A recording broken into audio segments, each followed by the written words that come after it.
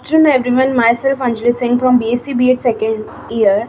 Today's my topic is from chemistry, Le Chatelier's principle, which is given by La Chatelier in 1884. If a system at equilibrium is distributed by changing the variables such as our pressure, temperature or concentration, then the system will tend to adjust itself so as to minimize the effect of change as possible. If concentration is increased, अगर concentration बढ़ता है तो equilibrium जो है वो अपने आप shift हो जाएगा उस डायरेक्शन में जहाँ पे कंसंट्रेशन जो है उसका डिक्रीज़ हो रहा है। उसके बाद सेकंड पॉइंट की बात करते हैं। अगर प्रेशर इंक्रीज़ हो रहा है तो equilibrium shift in the direction of, मतलब इक्विलिब्रियम जो है फिर वो लो प्रेशर की डायरेक्शन में शिफ्ट हो जाएगा। इफ़ टेम्परेचर, अगर टेम्परेचर इंक्रीज़ हो रहा है तो इक्विलिब्रियम जो है वो शिफ्ट हो जाएगा लो प्रेशर की तरफ की डायरेक्शन में। अगर इंक्रीज़ हो रहा है, इसका कहने का मतलब ये है अगर इंक्रीज़ हो रही है कोई चीज़ तो वो लो प्रेशर की तरफ डिक्रीज़ हो जाएगी, मूव कर जाएगी मतलब डायरेक्शन में। नाउ हम इसके effect of change in pressure की बात करेंगे। An increase in the pressure shift equilibrium in the direction where number of moles decrease. उसके बाद रिएक्शंस फॉर विच, उन रिएक्शन से जिसका डेल्टा एन जो है वो स्मॉलर है जीरो से, और डेल्टा एन जो है वहाँ पे नेगेटिव हो जाता है। N increase in pressure will shift equilibrium in forward. अगर इंक्रीज़ हो रहा है प्रेशर तो वो इक्विलिब्रियम को फॉरवर्ड डायरेक्शन की तरफ भेजेगा, और अगर डिक्रीज़ हो रहा है प्रेशर तो वो इक्विलिब्रियम को बैकवर्ड डायरेक्शन की तरफ। जैसे कि इसमें दे रखा है N2 + 3H2 2NH3 बना, इसका डेल्टा एन है -2।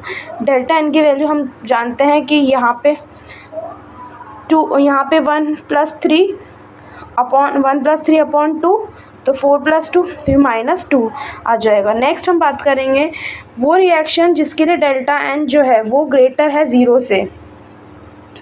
डेल्टा एन जो है वहाँ पे पॉजिटिव हो जाता है, मतलब इंक्रीज़ होगा तो इक्विलिब्रियम जो है बैकवर्ड डायरेक्शन की तरफ जाएगी, और अगर डिक्रीज़ होगा तो प्रेशर जो है वो इक्विलिब्रियम अदर डायरेक्शन में मूव करेगा।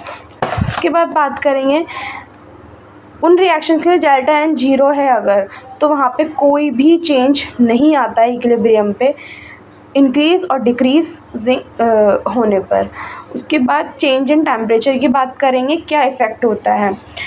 एक्सोथर्मिक रिएक्शन में देखा जाए तो अगर टेम्परेचर इंक्रीज़ हो रहा है तो इक्विलिब्रियम जो है बैकवर्ड डायरेक्शन की तरफ जाएगी, और अगर एंडोथर्मिक रिएक्शन की बात की जाए तो टेम्परेचर अगर इंक्रीज़ हो रहा है तो इक्वेशन फॉरवर्ड में जाएगी, और अगर टेम्परेचर डिक्रीज़ हो रहा है तो बैकवर्ड डायरेक्शन में जाएगा। उसके बाद बात करेंगे हम effect of addition of inert gas on equilibrium, कि इनर्ट गैस का इक्विलिब्रियम पर अगर ऐड हो रहा है तो उसका भी क्या इफ़ेक्ट होगा। द रिएक्शन फॉर विच, अगर डेल्टा एन 0 है तो वहाँ पे कोई भी इफ़ेक्ट नहीं पड़ेगा इनर्ट गैस के एडिशन होने से, क्योंकि केपी जो है वो डिपेंड नहीं करता है प्रेशर पे किसी भी रिएक्शन में।